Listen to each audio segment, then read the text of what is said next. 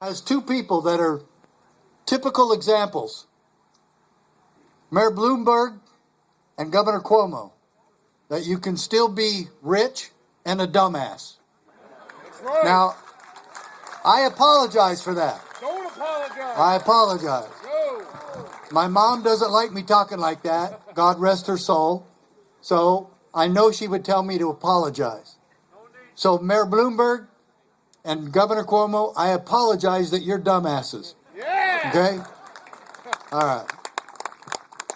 But we do have a lot of good sheriffs. Do you know that there's 52 counties and there's, I don't know, how many sheriffs that are opposing the SAFE Act in New York? And that's exactly what the work that we've been promoting all across the country. Now, I formed an organization called the CSPOA, Constitutional Sheriffs and Peace Officers Association. We just had a tremendous conference and national convention in St. Charles, Missouri, just about 7 weeks ago now. And I have the evidence here that this is working. You know why? Because you know how you stop the SAFE Act if the legislature won't do it and the governor won't swallow his pride and realize that what he has done is against the law? The sheriff. It's against the law. Well, who are you going to have enforce it? That is the key component of all of this. And you have sheriffs and you have peace officers in this state that realize when they swear their oath of office to uphold and defend the Constitution, that they put that first, and they put freedom first, and they tell Governor Cuomo to take his SAFE Act and shove it up Mayor Bloomberg's place of residence. Okay? And that you realize that the bottom line in all of this is the enforcement. And there's no law that says if you run a stop sign, the sheriff has to give you a ticket. He can shake his finger at you. He can tell you not to do that again. He can stop you and say, hey, what'd you do that for? Don't do that again. Or he can write you a ticket. He can do the same thing with the SAFE Act. So if you have a 30-round clip, he can shake his finger at you and tell you not to do that again. And go on. And we leave people alone. Now over at my table, I highly recommend that you get one of these. And we have the evidence that what we are doing is working. Do you know that we have sheriffs all over this country? If you look on our website at cspoa.org, you'll see over 500 sheriffs from across the country who have signed on to oppose all the gun control issued by Mr. Barack Obama, Mr. Hussein Obama. Okay? We have 500 sheriffs that have stood strong. We have 28 out of 29 sheriffs in Utah who were represented at our convention, by the way. And do you know what the sheriffs of Utah said? We will not tolerate the federal government coming into our counties trying to make criminals out of law-abiding citizens. That's right. We won't do it. Woo! Now, Oh, sheriff. now, I have to tell you, when I was sheriff, I'm not a sheriff anymore. My good friend, Sheriff Arpaio, is still a sheriff.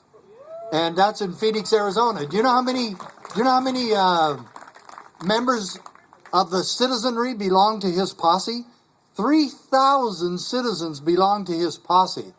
We should do that. We should get posses. You know what? Everybody that joins the posse should be trained in firearms, and you should have an identification card from the sheriff that says you are required to be armed, and you are required to have a magazine of 10 or more. Talk about nullifying. You want to nullify the SAFE Act? That's a good way to do it. Yeah. And you know, I'll tell you what though, we kind of have a reputation in Arizona of having crazy sheriffs. You know, Sheriff Arpaio has tent cities where he puts criminals. He does pink underwear for his inmates. And I'm really sorry I didn't bring one of those because I try to auction one of those off everywhere I go. The last place we got $500 for pink underwear, you know? That's got to tell you something about us, doesn't it? You know, and when I saw Carl Palladino up here, good friend of mine, I endorsed him when he ran for governor. New York, what were you thinking? Yeah, no Oh my goodness. You had a chance to put a man up there that believes in freedom and believes in the Second Amendment. Man, oh man, we've really got to focus on this. And now you have Steve McLaughlin that's really thinking hard about running for governor. You know, I really hope he does. And we have some real potential here. But the two most important officers in your state are the governor and the sheriff. And you get them working together, we can nullify a lot of bullcrap in this state. And we can make New York part of America and part of freedom once again, as it was once back in 1776. What a great state New York is. What a history and culture of freedom that comes from this state. Let's take it back. Well, I got to tell you a little story. When I was sheriff in Arizona in the 90s, I did something really crazy. Now, let me remind you, I was sheriff of Graham County, Arizona, and 3 agents of the BATF, 3 federal agents, come to a meeting, a Sheriff's Association meeting in Phoenix, and they handed us a document and they said, this is what you sheriffs have to do. This document details your marching orders from the United States Congress and the President as to how you have to enforce the Brady Bill. Well, I said, I don't work for you guys, and I'm not going to do it, and I'm not going to participate with any gun control, and you can't make me, and you're not my boss. You don't fire me. You can't hire me. And so I was the first sheriff in American history to file a lawsuit against the existing administration, against the federal government, and took them all the way to the United States Supreme Court and won. I beat them.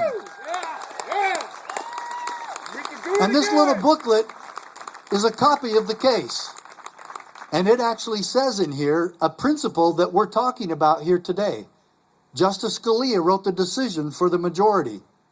And he said, the different governments will control each other. And then there's a quote that comes very close to that. James Madison said, we can safely rely on the disposition of state legislatures to erect the barriers against the encroachments of the national authority. Against the federal government, we can erect the barriers.